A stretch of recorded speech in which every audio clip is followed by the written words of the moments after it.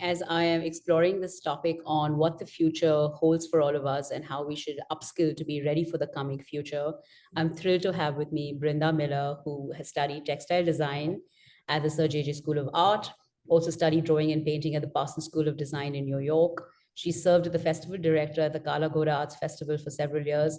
And for anyone living in Bombay, they know this is one of Bombay's most iconic, most awaited art and culture festivals. She's also involved in the beautification and heritage restoration projects in around the now famous art district in Mumbai. And also between 2016 to 18, she's been on the advisory committee of the National Gallery for Modern Art in Mumbai. In addition to all her professional accolades, I just want to put out a little personal introduction. She's been someone I've known for many years now, someone whose work I deeply admire. And more than her professional domain, she's also just a beautiful individual. So if you haven't had the chance to get to know Brinda Miller personally, I strongly suggest you do, because she's a beautiful human being in addition to being a beautiful artist. First of all, Brinda, thank you for doing this. Thank you, Vibha. Thank you. Okay. Lovely being here. Thank you. All right, terrific. So, as we start this conversation, I just want to sort of first lay out the land, and, different people think about the future differently, depending on their vantage point, depending on how they see the world. So from the lens of an artist, why do you think it's important to keep an eye on the future and what's coming? Of course, it's very important to keep an eye on the future, but someone like me, for example, when I was in college, I never even thought that, there'll be so many different ways to interpret art, different media, different kinds of art. We'd only talk about Impressionism, we'd only talk about Cubism and all of those things that had happened in the past. But now, after so many years, you see such new developments, such new forms of art. There is, of course, a lot of digital art, and I think that's going to be the future, 100%. And, recently also I have been commissioned to be the scenographer of some project which I'm likely to be, actually. It's not yet finalized, but it will be that. A scenographer of, a space where there's only going to be digital art. I'm not an expert on digital art, I'll be honest. I think it is the age, it is whatever. But the future, of course, is this. And I understand that, at whatever age you have to kind of accept that there are going to be changes. There are going to be many, many changes. And digital art right now is maybe 3 or 4 dimensional. There are going to be many, many more dimensions that are going to come into that also. And it's also, I think a lot of people still will want to see something physical, something that is actual art or painting or whatever. And maybe I think the combination of both these things will work. And I just see that in the next few years. Of course, I don't know in 2040 what is going to happen. Sure. But I'm not going to be there also. As an artist, why would you think about the future? Would you think about the future in terms of changing consumer preferences, in terms of how they perceive art, in terms of what they would want to purchase? Like how does an artist think about their profession in terms of understanding future? So as an, it's kind of, it's from experience. I've seen that as an artist, one is always learning. You never stop learning. Otherwise, you stagnate. So therefore, you have to accept the new trends, whatever they're going to happen, whatever's going to come, and whether or not you practice it or not. But you have to, you just can't say, no, this is not art. It is art. It is art, definitely. And I see that, of course, the future is looking good in terms of, a lot of young people have a different way of looking at things. And I understand, and we have to understand that that is going to be the future of art, because they are going to say, no, this is not acceptable, this is acceptable. And I figure, I've seen in my own lifetime, I've seen so many artists who are old, who are, of course, they're established, they're very well known, they're doing very well for themselves. It's not that they're not doing well, but they are still in a time warp. And that time warp, I think one really needs to get out of. And even if I'm approached at my age to do something different, I'm happy to do it. Okay, terrific. Okay, so you're saying that as an artist, the world around us is evolving, and artists must also accept the world around us and sort of try to keep up with the trends.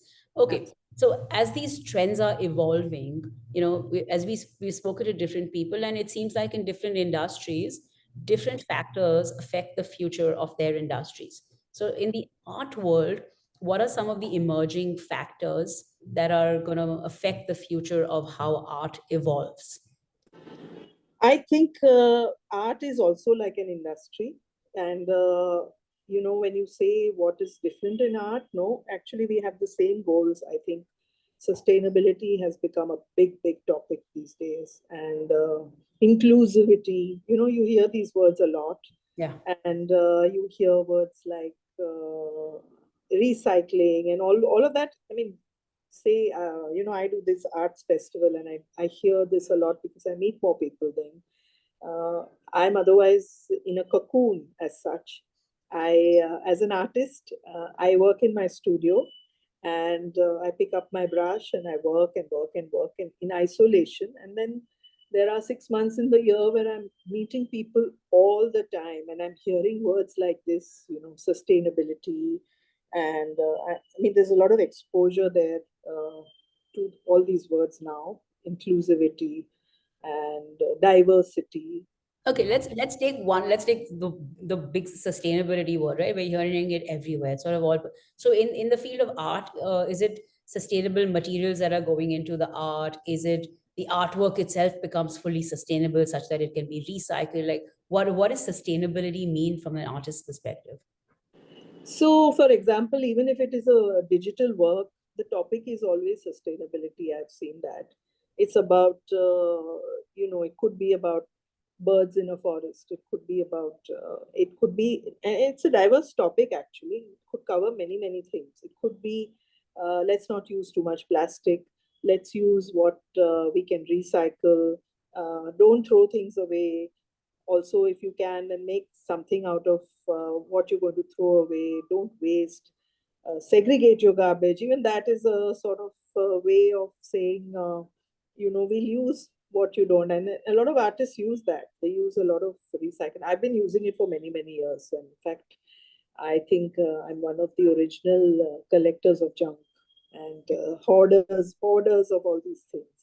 So yes, but right now it's very rampant, the use of all these materials.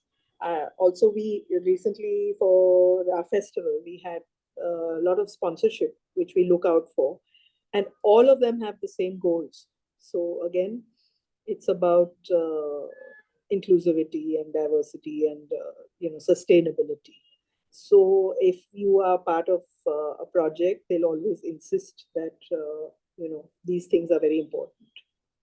Okay, you're saying even the corporates who sponsor the festival have the Yeah, same outlook on sustainability, yeah, and they want absolutely. to ensure that the festival is also designed in a sustainable manner.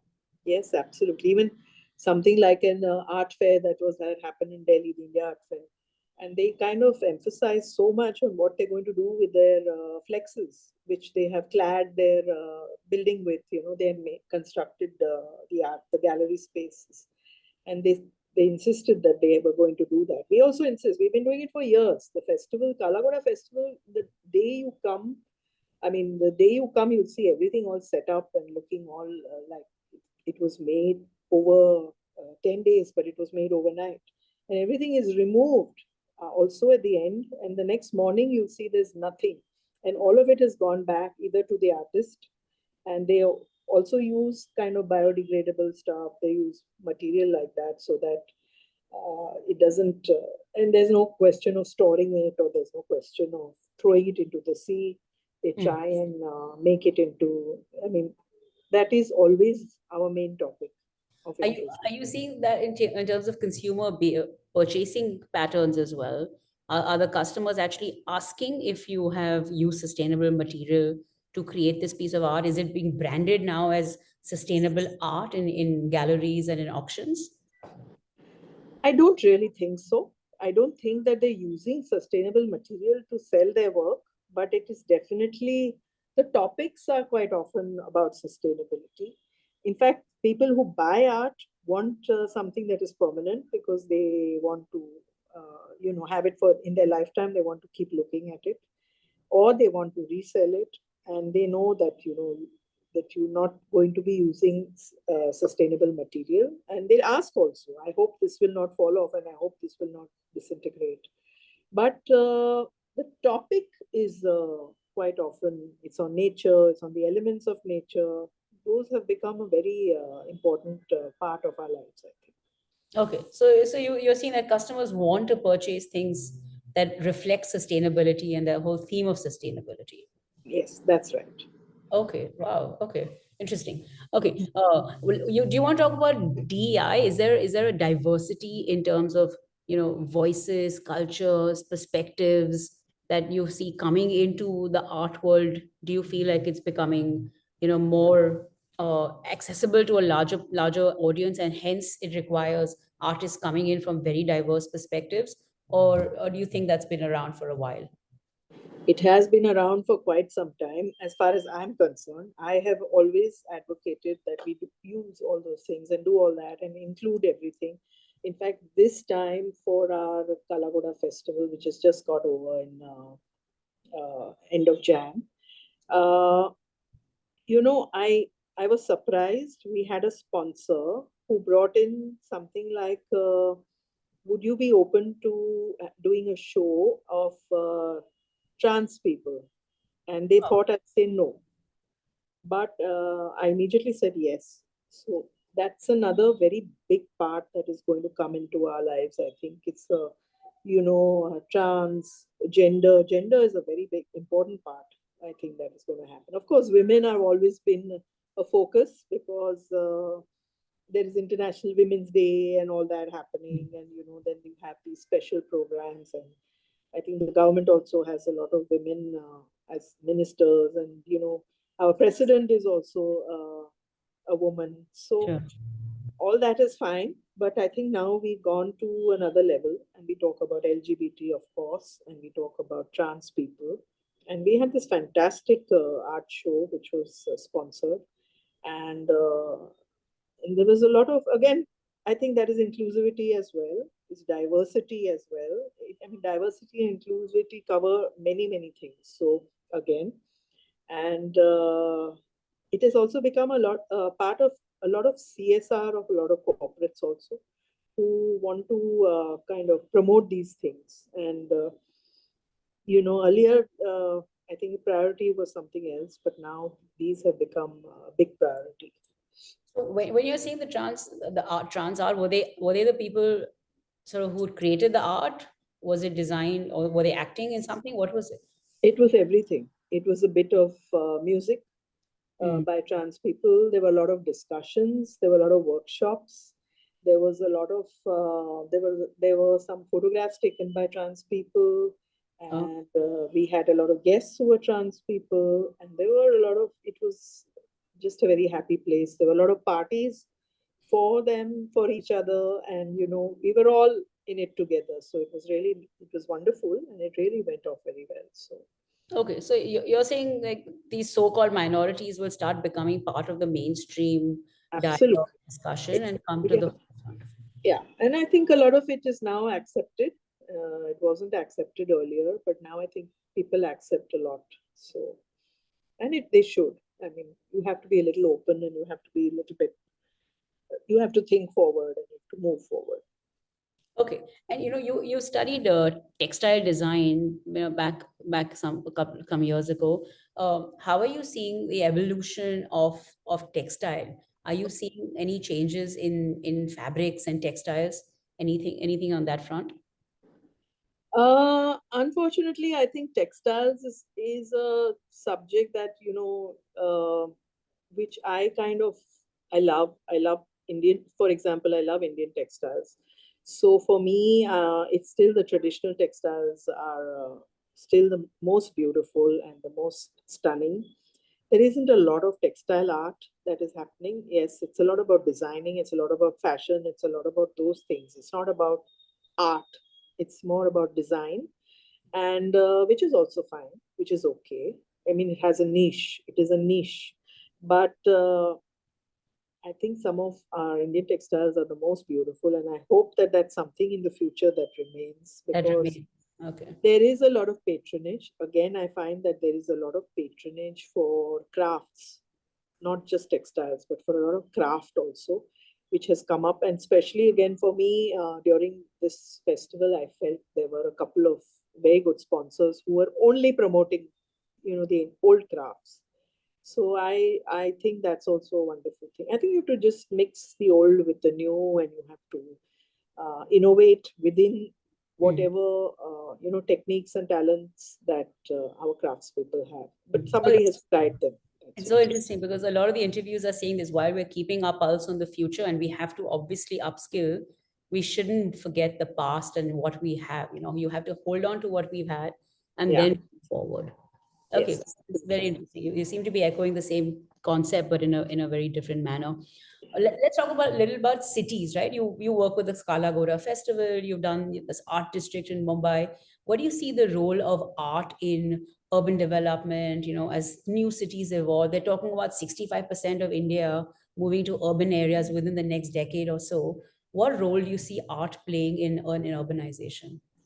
So art has never played any role in any rural environment. So from that point of view, I'm sure cities are going to help. It's going to help art to be part of the urban environment. But um, I also have to say that though Mumbai, Chennai, and Calcutta, Delhi, Bangalore, these are the cities that already have they have either museums or they have some kind of exposure to art. They have the national galleries, they have all these things. But when it comes to going to a small city, for example, if I'm invited to a place like, say, Indore or Jaipur or one of those places, which are cities, they're big cities, but at the same time, I feel that people are extremely appreciative. So obviously there is a need to make this part grow in all the two-tier cities or three-tier cities. Art has become something that people really look forward to. If I go, I'm a star in any of these places. Whereas in Mumbai, Bangalore, Delhi, all these places, of course, we are all doing very well, but there is a sort of need. I mean, you don't have to invite anybody in a smaller town. They just come because there's so much curiosity. There is no art school anywhere else. They're only in these big cities. There's no education. Not, in fact, the art education in India is very pathetic. I think it's not so good. So it's important to expose people to museums, to for example, I think JSW has recently done some, it's doing in Hampi sort of art center. I think it's amazing. I think Hmm. it's a great thing for a small place like that to have something. On the other hand, we have, of course, Kiran Nadar, who's building a big museum in Delhi. Is most commendable. It's Hmm. commendable. I mean, if you have the means and if you have why not do it? You're So seeing this as a trend coming up. You're seeing corporations now wanting I to see it as a trend. Yes, see there it is as a museum in Bangalore called Museum of Art and Photography. Then yes, in Delhi also Delhi, the Museum of Photography. there is yeah, and I didn't know about it till I met the person and he said I've got this museum, and then It's I went lovely. to I went to visit his museum. It was actually very cool. Aditya's museum. It was Yeah, and he so potters beautiful. around the museum himself, so you get a chance to see him. So you need patrons like that, whether they're patrons, art lovers, whatever. So that's also how I started doing the arts festivals. I wanted to do something for Mumbai, and it is still the only arts festival there is of its kind. In Mumbai, at least, there is nothing else. So, and people love it. They thank me when I walk on the street. That's what keeps me going, because they come up to me and they shake my hand and say, "Wow, what a great job you're doing! Thank you so much." And they know that I'm doing it for the city. I'm doing it because it's a passion. It's nothing else. Yeah, there's It's nothing like it in Bombay. And the kind of artists you bring and the musicians and the theater actors, like for the masses in Mumbai to be able to see this kind of talent for free is really quite commendable. I've been attending the festival for I can't even remember how many years now. I And know. every time I see the agenda, it just gets more and more robust. Okay, so you are seeing this as more urbanization happens in tier 3 and tier 4 cities. you are going to see more art, and you're seeing more corporations, patrons Definitely. now moving towards that direction as well. Okay, what is the role that art plays? Like, how do you think the role of art is going to shape in the future with more art getting infused into cities and into our everyday lives? How do you think art molds societies and people? I think art is a big relief for a lot of people. Mm, And it's not just painting and drawing and all those things. It's also about music, it's dance. All these things I think are greatly appreciated. And I see that after COVID, after the lockdown, I find people really thronging to all these events, which is wonderful in a way. It's a blessing in disguise. Uh, Also, I feel that, the government should kind of help in this, because it's a right opportunity to uh, kind of bring culture, basically art and culture, heritage. All these things are very, very important, and it gives a lot of satisfaction to people to be able to enjoy all these things. I'm saying, even like at our festival, you don't buy tickets, it's all mm, free. So a lot of people come and just hang there, and they take a lot of selfies, they do all those things, and a lot of people criticize and say, oh, it's become such a selfie point, there's nothing else. But the point is, you take that image back home, and it's there with you for life. sure. You're you know Yeah, yeah, it's yeah. it's So a memory. It's a when you say memory. government should come in, you mean in terms of providing spaces, in terms of funding? What is the role of government in this? Funding is very important. Spaces is important. Of course, in Mumbai, place like Mumbai, not so difficult in other places, but in Mumbai, it's extremely tough. And Kalagoda is also, a limited area, but Mm. we've spread out quite a lot as much as we could. Yeah, But we more venues around Kala Ghoda have now become part of. Yeah, and we are the only ones who get permission to do this. I Okay. mean, there's nobody else who has the permission. But okay, but then they should allow it elsewhere also. Okay, forget Mm. Kalagoda. But I think all of the city should be allowed to access some of these spaces. Yes, sometimes it is misused, no doubt. Mm. So the government may be wary of those things. But Okay. Okay. So and this is just Bombay, right? Like we have the rest of the country and so many other the cities. rest of the country, Okay. absolutely. All right. I want to touch upon, since it is about the future. You mentioned digital art, and I mean, I don't know how much you've played around with GPT and seen what it can create, but I'm sure like you've seen those fakes, and you've seen the Monets and the Manets and how they look, right? So, what is your view on digital art, and also the ethical lines that as artists and as audiences we must toe as art evolves towards becoming, things you can create at the tip of your fingertips. So there are pros and cons, of course, to everything. It's like when you buy a diamond, you have to make sure that it's not a crystal. Also, you have to be sure. I mean, you have to make sure that if you're buying gold, that it's not brass.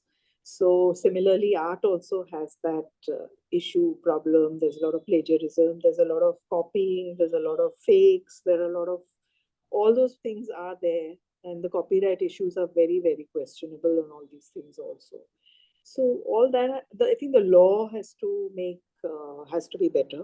The law has to work for art, and there is, of course, you kind of appreciate art, and there's a lot of trust in between the viewer and the work of art, and that sort of thing. And you think sometimes there are very few people who can tell what is a fake. Mm. Very few people who can actually discern, because it's become an industry also. The fake industry has become one big thing. And they say, okay, you'll get an authentication certificate, but there's nothing to stop you from even faking an authentic certificate. And digital now has made everything so much easier. It's become so easy. I mean, anyone can even print a canvas of a master's canvas and put it up, and nobody will know the difference. Nobody, I won't say nobody, but most people won't know the difference. So these things do happen, but at the same time, I think good art is good art. And Okay, what so So it sounds like we can't escape, right? We can't escape the We plagiarism. can't. Plagiarism happened in its own ways earlier, and it's just been amplified now.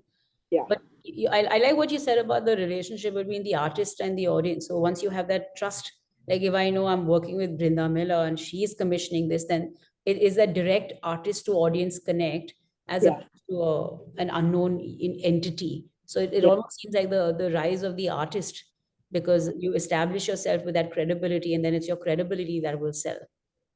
That's right. But the word sell also means that, I mean, are you a good investment? All those things have also cropped up so much lately, not lately, la past few years. And, somebody like me is very uncomfortable with that. I always feel that, I don't want an audience that wants to resell my work. I want an Hmm. audience who will appreciate my work and want to have it in their homes or offices or wherever it is. So I work a lot on commission, and I think that kind of helps our relationship also with the viewer, the buyer, whoever it is. So I don't know. Different artists have different thoughts on this, but this is my view, and I am happy not to be in a rat race for that reason, and that becomes a bit like extremely competitive. Art has become a little competitive, and also it's become in many ways it's very easy to produce also now.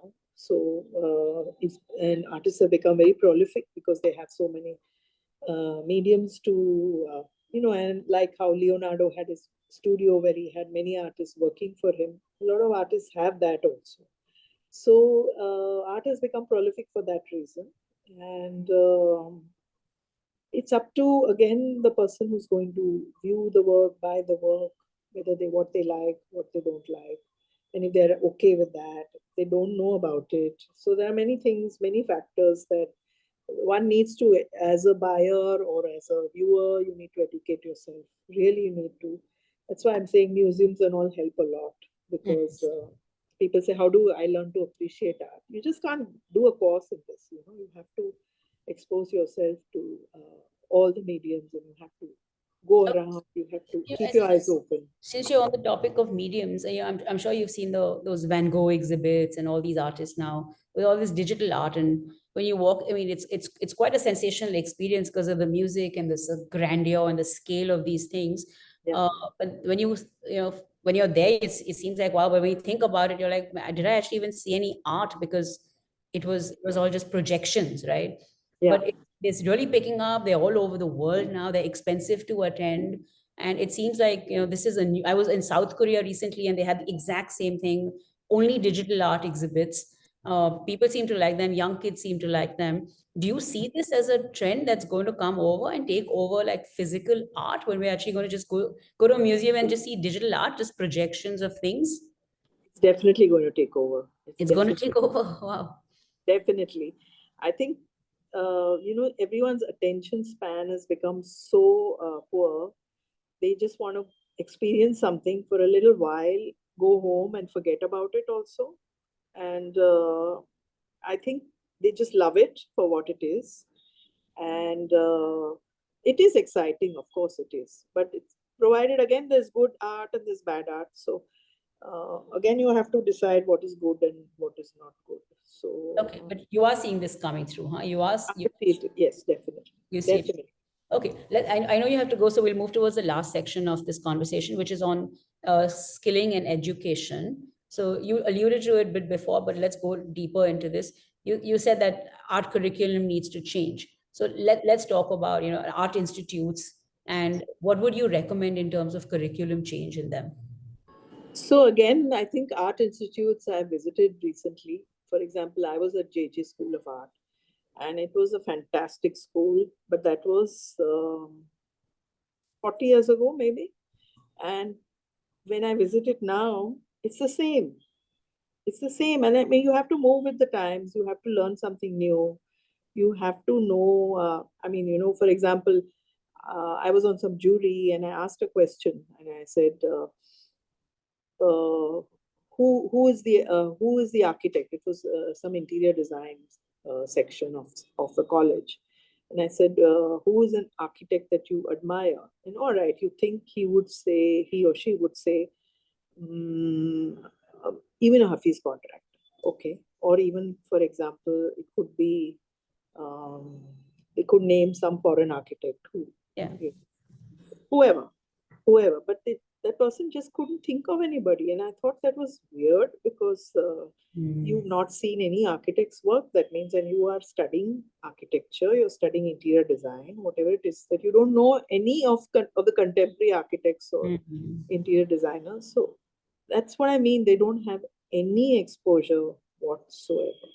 And when we do have these talks, for example, we have a lot of talks at Kalagoda at the festival on architecture, and the students come and they throng the place because this is where they get to listen to the greats. They get to they get to visit the studios.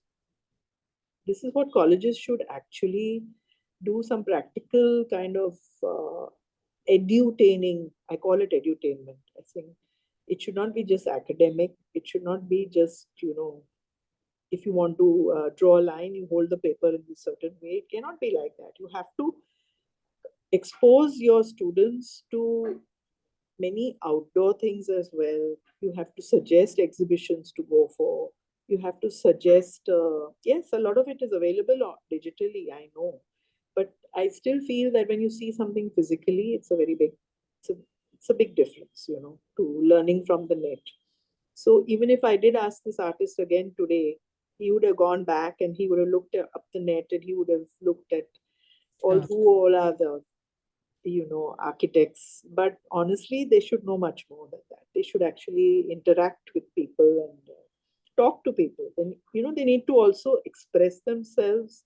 Everything is digital. Even everything is on WhatsApp. If you want to ask somebody a question, it's on WhatsApp, right?